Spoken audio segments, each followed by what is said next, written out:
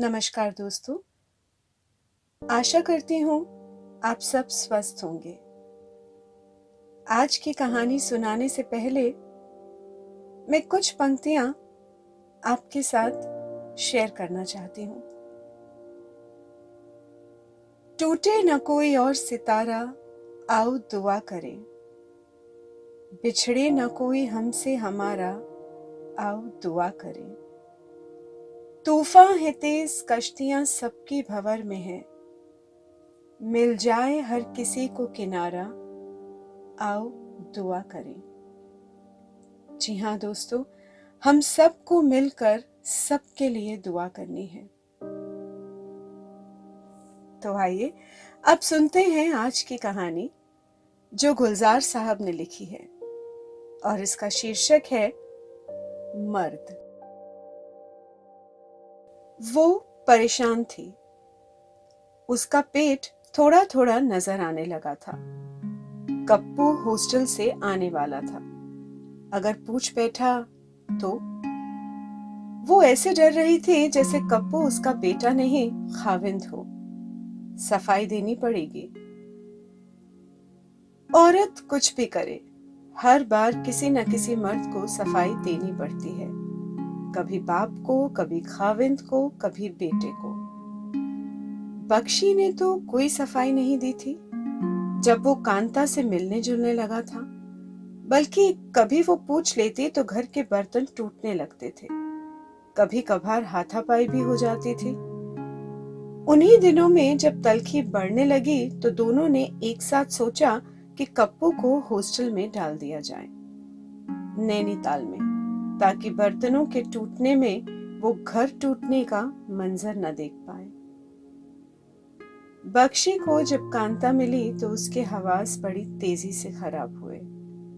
रमा जान गई थी कि वो अब घर नहीं पहुंचेगा, और वही हुआ।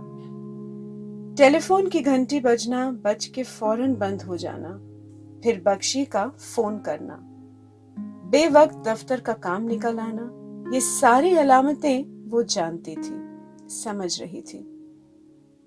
बख्शी घर से गायब रहने लगा। दफ्तर के दौरे तो बहाने थे।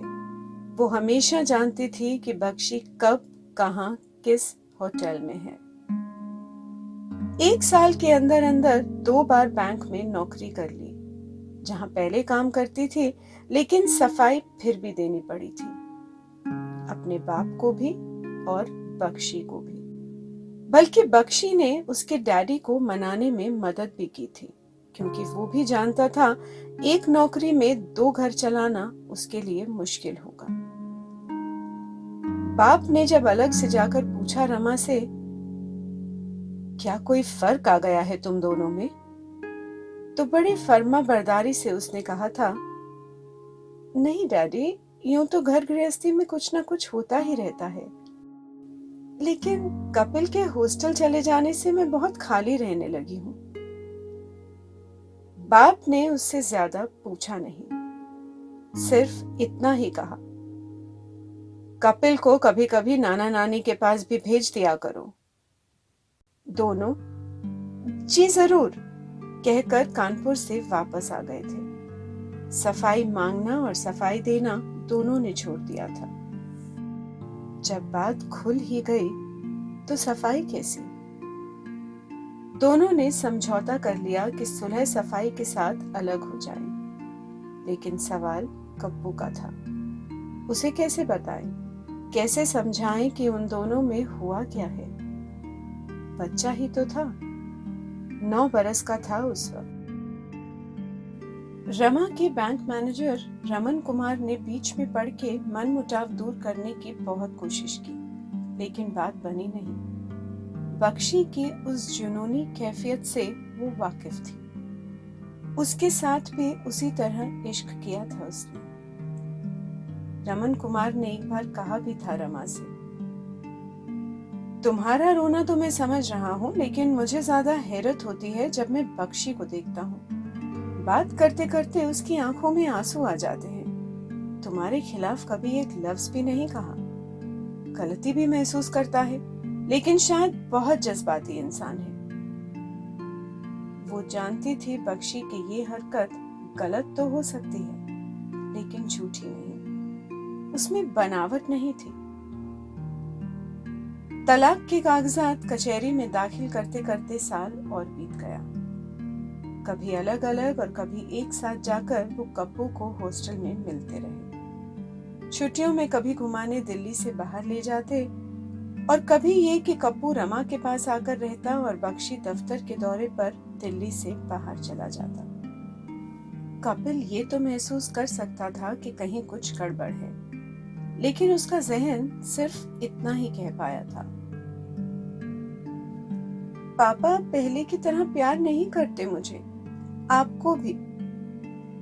हर पगला दफ्तर के काम में ज्यादा मसरूफ रहते हैं, और क्या। वो नहीं चाहती थी कप्पू की मासूम सोच पर कोई असर पड़े। और फिर मैं भी तो काम करने लगी हूँ बैंक में। जब तलाक हुआ और रमा ने बेटे पर अपना हक मांगा तो बख्शी ने ज्यादा जिद नहीं की, मान गया। वो जानता था कांता की मौजूदगी में वो अपने बेटे को समझा नहीं पाएगा, उसका बुरा असर पड़ेगा उस पर। वो बाकायदा उसे हॉस्टल में मिलने तो जाता रहा, लेकिन उसकी माँ से अलैदगी का कभी जिक्र नहीं किया। कांता भी बहुत दिन नहीं चली, लेकिन उसके बाद ना रमा ही चाहती थी कि बख्शी लौट कर आए और ना बख्शी ही लौटना चाहता था। जो दरार पड़नी थी वो पड़ चुकी थी, अब उसका भरना नामुमकिन था। और उस साल की छुट्टियों में जब कपिल घर आ रहा था तो बख्शी का तबादला दिल्ली से हजारों मील दूर मद्रास हो चुका था। बख्शी को शायद याद नहीं रहा था और रमा के लिए इस ड्रामे को और कायम रखना मुमकिन नहीं था। उसने फैसला कर लिया था कि कप्पू को सब कुछ बता देगी। कप्पू को तकलीफ तो होगी क्योंकि उसे अपने बाप से लगाव था, लेकिन वो धीरे धीरे उसे तैयार करेगी। सारा दिन उससे बाप की बातें करेगी और रात को जब वो बताएगी तो जानती थी वो फूट कर रो पड़ेगा, लेकिन वो उसे मना लेगी, सुला लेगी। मैं जो हूँ बेटा, तेरी माँ। कप्पू आया और माँ के सामने आते ही बोला, माँ, पापा हमें छोड़कर चले गए, क्या ये सच है माँ?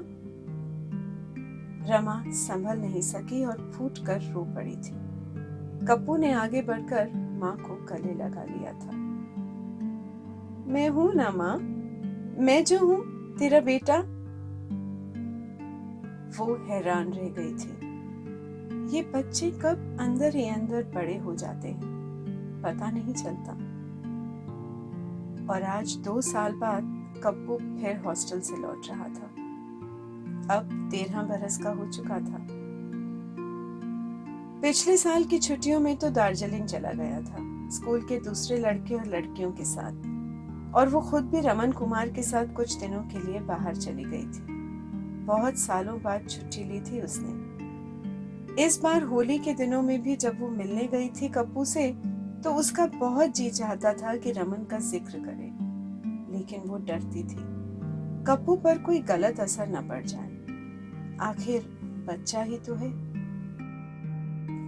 आज सुबह से कई बार वो सोच चुकी थी, ऐसा भी कौन सा मर्द हो गया कप्पू, बच्चा ही तो है, पेट देख भी लिया तो यही समझेगा मैं मोटी हो गई हूँ। उसे क्या पता क्या हुआ है, लेकिन इस बार वो रमन का जिक्र जरूर कर देगी और हो सका तो समझा देगी कि उन्होंने चुपचाप शादी रजिस्टर कर ली है। कुछ महीनों बाद उसे ये भी तो कहना होगा, बहन चाहिए या भाई। कप्पू जब आया तो सारा दिन वो अपना पेट छुपाती रही। ढीले ढाले कपड़े, एक बार भी दुपट्टा अलग नहीं किया तन से। कप्पू को खिलाती पिलाती भी रही और सोचती रही कि रात को जब बिस्तर पर उसके साथ लेटेगा तब बात शुरू करेगी।